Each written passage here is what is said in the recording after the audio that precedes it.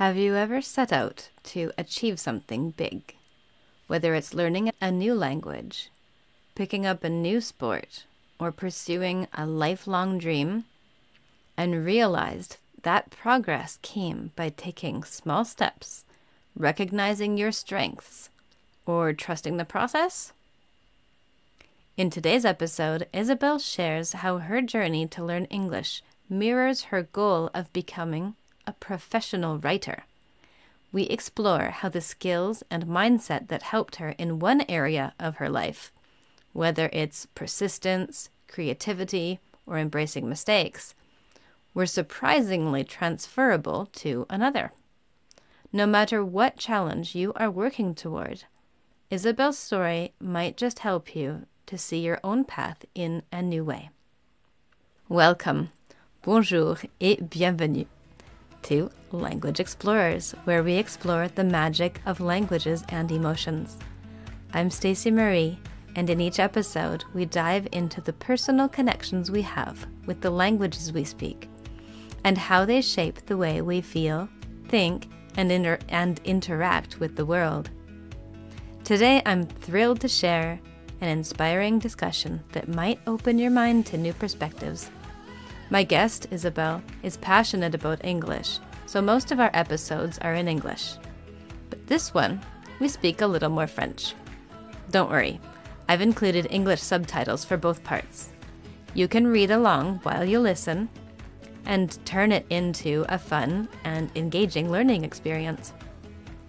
This conversation is part of a mini-series, so if you'd like to explore more, especially in French, check out our second mini-series with Lydia, who shares her love for the French language. Whether we're speaking in English or French, every conversation is a chance to learn, grow, and connect. Let's dive in.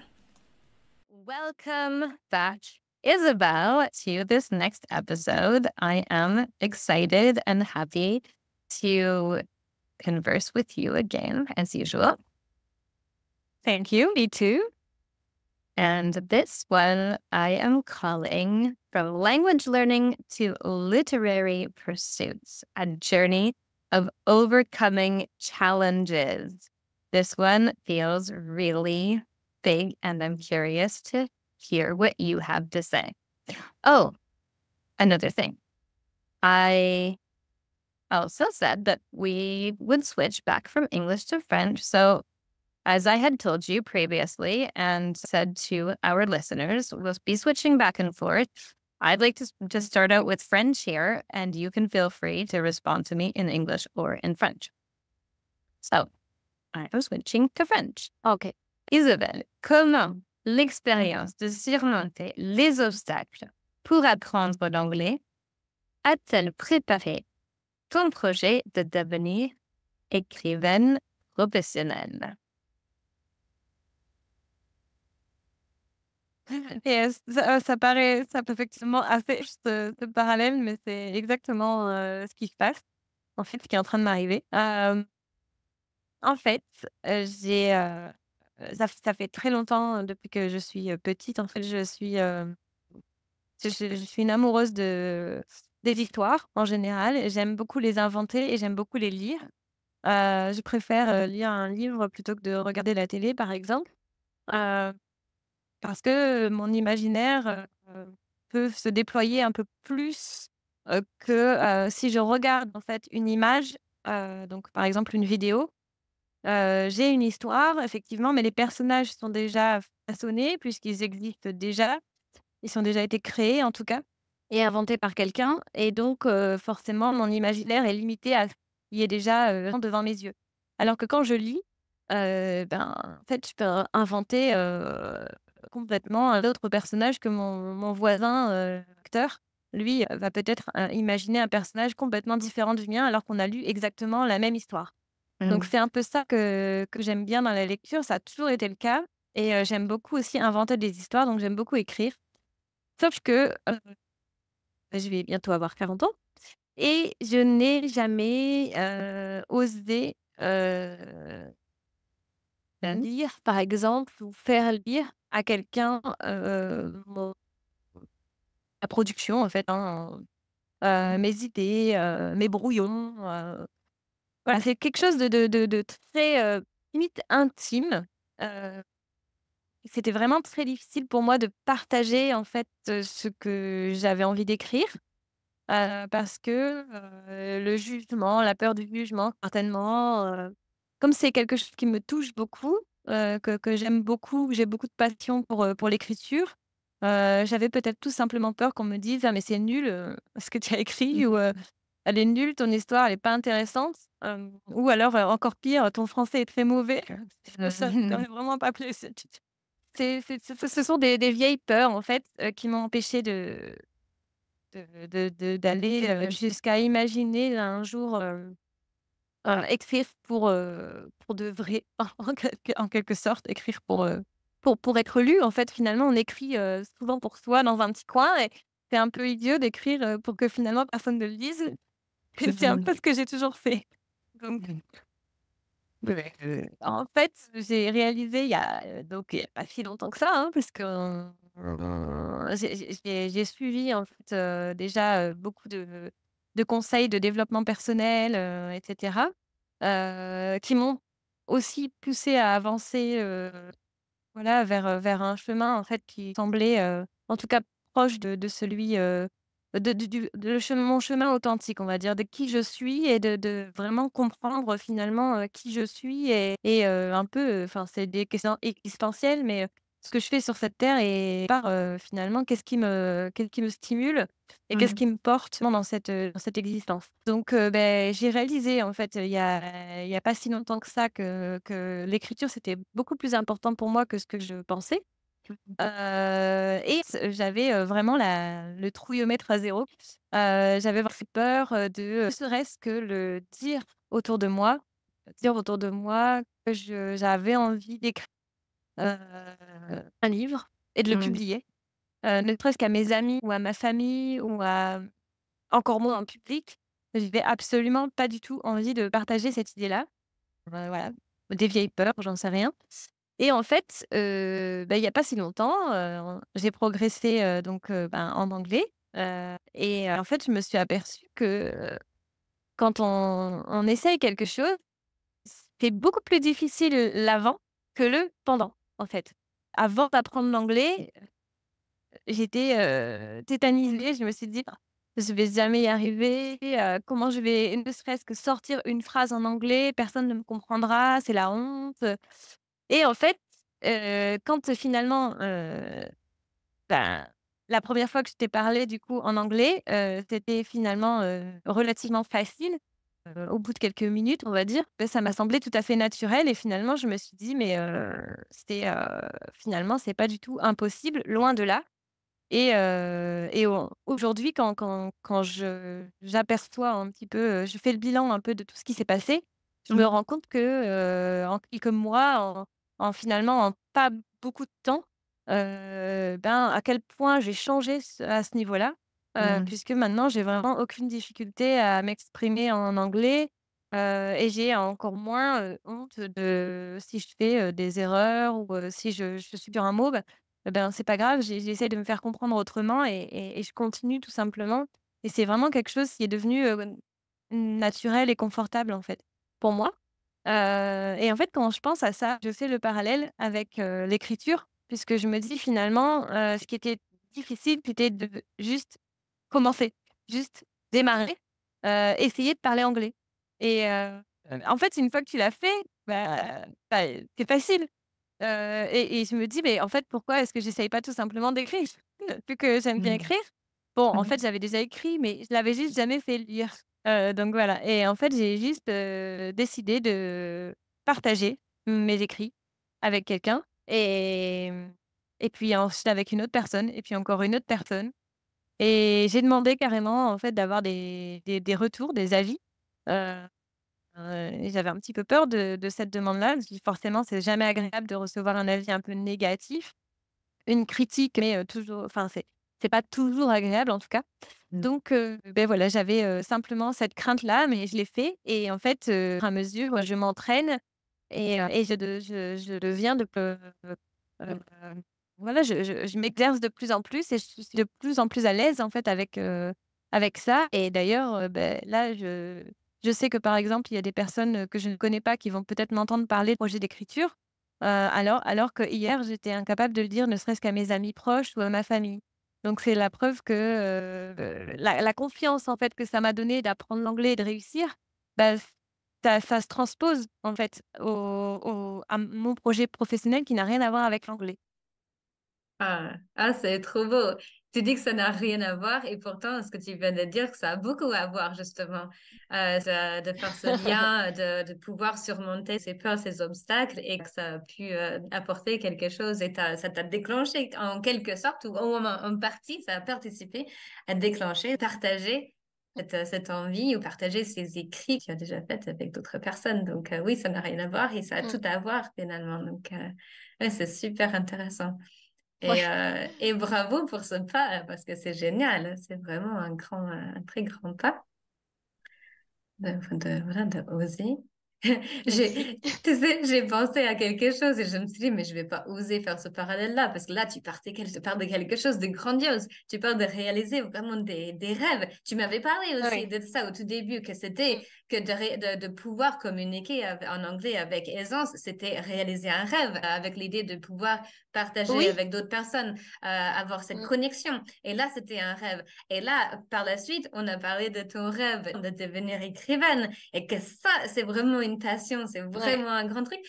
Et là, quand tu parlais Ouais. de C'est cette vrai. peur, de cette résistance qu'on peut avoir, j'ai pensé, je suis désolée, c'est pas du tout pour minimiser, mais ça peut peut-être faire le contraste avec moi et la vaisselle. Des fois, quand je vois le tas de vaisselle qu'il y a à faire, Ah oui! je me dis non, j'ai pas Ah envie, oui! j'ai pas envie, j'ai pas envie, j'ai pas envie. J'ai conscientisé ça. Je me suis rendu compte que j'arrive à me tromper parfois en me disant, tu as besoin juste de la petite cuillère, lave la petite cuillère, tu vois. Et je lave la petite cuillère et puis en fait, j'attrape une autre et je finis par faire toute la vaisselle comme ça. Mais je me trompe toute seule. Et maintenant, je fais exprès, je me dis, vas-y, c'est pas grave, même si tu connais l'astuce. Vas-y, fais le tout petit truc. Et quand je suis en train de faire la vaisselle, je me dis, en fait, c'était pas si mal que ça. Enfin, c'était aussi pénible, pourquoi c'était aussi douloureux de penser à ce Mmh. tas de vaisselle. Maintenant que je suis dedans, ça va mieux. Et je suis vraiment désolée parce que, franchement, C'est ça. là, tu C'est parles de vraiment réaliser un la rêve. montagne de vaisselle. Oui, ben, je l'ai senti comme une montagne et parfois des obstacles qu'on a à surmonter, des choses des objectifs qu'on a à atteindre, ça peut être des choses qui sont plutôt petits et on peut les voir vraiment très grands. Oui, Et c'était vraiment ça que oui, cette c'est vrai. comparaison que je voulais avoir. Parfois c'est une petite chose, des fois c'est un rêve que tu réalises dans ta vie. Et en tout cas, Oui. c'est reconnaître cet inconfort qu'on peut avoir et l'accepter et faire avec et oser faire, voilà, soit la petite cuillère ou soit, ok, d'accord, je me sens un petit peu plus à l'aise avec Stacy parce qu'on se connaît, je vais oser. Et là, petit à Mmh. petit, tu peux réaliser tes C'est ça. rêves ou faire ta vaisselle. Tu vois. Mais c'est exactement comme ça que ça fonctionne. En fait, il faut faire des petits morceaux et la petite cuillère, c'est vraiment une image que j'aime beaucoup parce que, c'est vraiment ce que je suis en train de faire avec l'écriture, c'est que ça me paraît, complètement, inatteignable, d'écrire un livre, par exemple un roman entier et de Mhm. le publier. Alors, si je fais comme toi avec la petite cuillère, je dis: «Beh, si j'écris simplement les grandes idées de ce que je voudrais mettre dans ce livre. Ou si j'écrivais simplement un petit paragraphe aujourd'hui, ou si je faisais juste un brouillon, juste j'essaye, hein, je vais bien voir ce que ça donne. Et ben, en fait, ça donne souvent, comme l'histoire de la petite cuillère, finalement, Mhm. tu te retrouves à faire, tout un je sais pas, une montagne de papier, parce que tu avais envie de tu commences par une petite histoire et finalement tu en as écrit 10. Alors qu'en fait, je me suis effectivement j'ai minimisé ce travail dans ma tête parce que je me suis dit: «Finalement, fais-en qu'un». Mais en réalité, c'est une petite le cerveau aime beaucoup les petits morceaux et en fait, les petits morceaux, ça finit par faire un gros gâteau et c'est vraiment ça qui se passe, je pense que c'est vraiment un conseil qu'on peut utiliser pour plein de choses dans la vie, tout ce qui qui déjà nous retient de des choses, ben, il suffit simplement de découper en fait, en petites séances, ou en petits objectifs. Ouais, tout à fait. Alors, Isabelle, j'ai envie de te demander maintenant. Alors, cette question, elle vient de, du fait que je t'ai entendu parler un peu par plusieurs moments, un peu de la galère, de la difficulté que tu pouvais avoir à chercher à comprendre ou à oser parler. Et je voulais te demander en quoi la persévérance nécessaire pour maîtriser une langue étrangère peut-elle être appliquée à d'autres domaines de ta vie? Yes, if you want, I will respond in English if that's okay for you. Of course.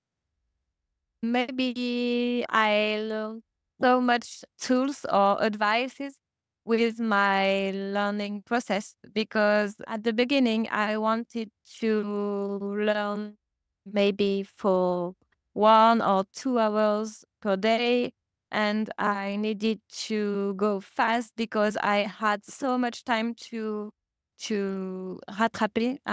J'avais tellement de temps à rattraper. To catch up. And yes, to catch up. And I wanted to learn more, and I wanted the result. I wanted to get some goal or some results. And I realized that it was really too much for me. It was too hard because at the beginning I was just listening or reading for maybe 3, 4 minutes, and I was so tired. And I thought I will never be able to do that because it will take me so long time. I will need 10 years to learn maybe just one single sentence in English. It seemed to me impossible. And now I understand how I can learn new things. It could be a new language, it could be a new skill, because I just need to do it a few minutes per day, and I need to enjoy this time. It needs to be like a game, because when I'm taking some pleasure to learn something, I'm I'm learning it. It's so easy to learn because there is no pain in that learning process. So it's my way to learn, and English learned that to me because I know now how I learn, and how I'm good at understanding and memorize and get some results of my work. Yes, like a game. I've heard you say that many times. It's like a game. And I think that's definitely very helpful for you and so many other people. And when they can put themselves into that mindset or find the right way, learning ways that help them feel it's like they make it feel fun or enjoyable or even like a game. That's great. Yes. Do you have time for one more question today? Yes, for sure. OK. Est-ce que tu peux nous parler de la relation entre l'audace et la réussite dans ton parcours d'apprentissage linguistique et ton ambition d'écrivaine? Ah oui, effectivement, il y a cette notion d'audace, tout à fait. C'est vrai que quelquefois, j'ai besoin de juste oser le faire. En fait, la peur, c'est vraiment ce qui nous empêche d'avancer. Je dis «nous» parce que je pense que vraiment on est presque tous concernés.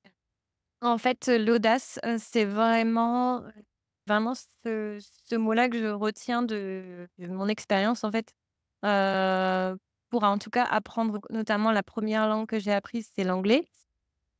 Elle m'a servi, à comprendre, en fait, que finalement il fallait juste oser, faire les choses. C'est vraiment, la peur qui me freinait, qui freine, Franchement, je pense beaucoup, beaucoup d'entre nous, parce que juste on n'ose pas, essayer. En fait, il suffit juste d'essayer, et d'oser en fait exprimer ses envies, ses rêves, ses passions, heu et en fait, c'est ce que j'ai fait avec l'anglais. J'ai chuchoté, j'ai ému l'idée que peut-être j'aimerais bien parler un petit peu anglais et finalement, c'est très, progressivement. En fait, finalement maintenant j'aurais même envie de travailler en anglais donc c'est vraiment, comme quoi il suffit juste de oser l'exprimer et ensuite commencer quelque chose, n'importe quoi, même si c'est une étape qui paraît complètement bateau, bah, c'est pas grave, faut essayer. Et en fait, avec l'écriture, je fais exactement la même chose. Et il y a certains jours où j'ai juste envie de d'écrire ce qui me passe par la tête sans forcément que ce soit très bien écrit, sans forcément, me mettre trop de pression et il y a des jours où j'ai envie, d'avancer sur un projet bien en particulier et j'ai vraiment envie que ça soit concret et que ça puisse, évoluer au-delà d'un brouillon et que ça puisse simplement être lu. Et c'est vraiment ça que ça m'a appris. J'ai appris une langue, mais j'ai appris beaucoup plus que ça et je pense que c'est une incroyable expérience d'apprendre une langue étrangère. On apprend énormément sur soi. On apprend sur nos capacités, en fait, comment est-ce qu'on fait pour rester aussi motivé, pour rester aussi concentré, comment est-ce qu'on fait pour mémoriser autant de choses, et finalement, comment on fait pour dépasser ses peurs, enfin, passer des obstacles. En fait, c'est fascinant parce que c'est une leçon de vie, c'est un peu comme le sport. Quand on apprend, on fait du sport, on apprend beaucoup de choses sur soi. Bah, quand on apprend une langue, en fait, on apprend encore d'autres choses. Et, et en fait, ça sert dans la vie professionnelle. En tout cas, j'en tire énormément de bénéfices dans ma vie professionnelle aujourd'hui et c'est juste alors qu'à la base, j'ai juste voulu apprendre un petit peu d'anglais par curiosité. C'est ça qui est fou, quoi. C'était juste un loisir, en fait.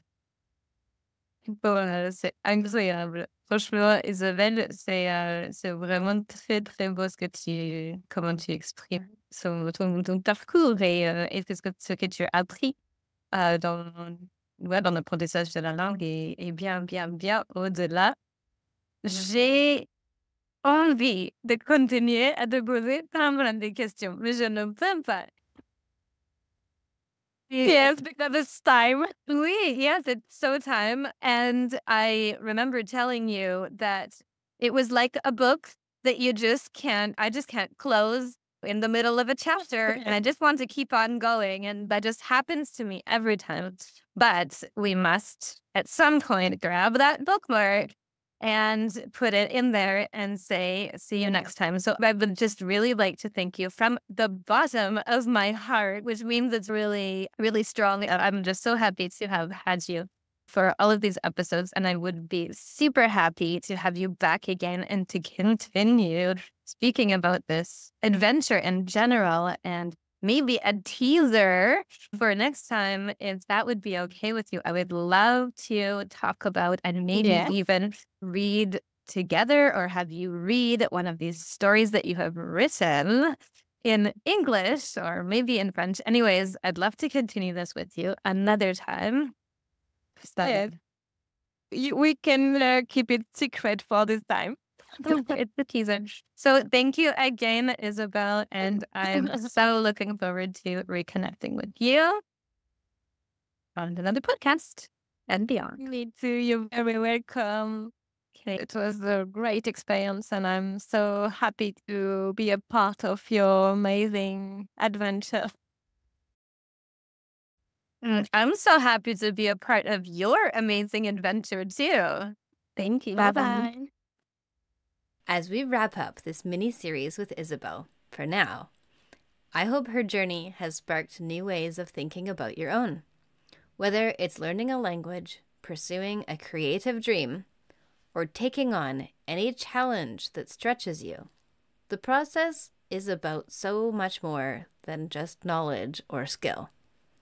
It's about the emotions and experiences that shape your confidence, the mindset that keeps you moving forward, and the creative ways you find to connect and grow.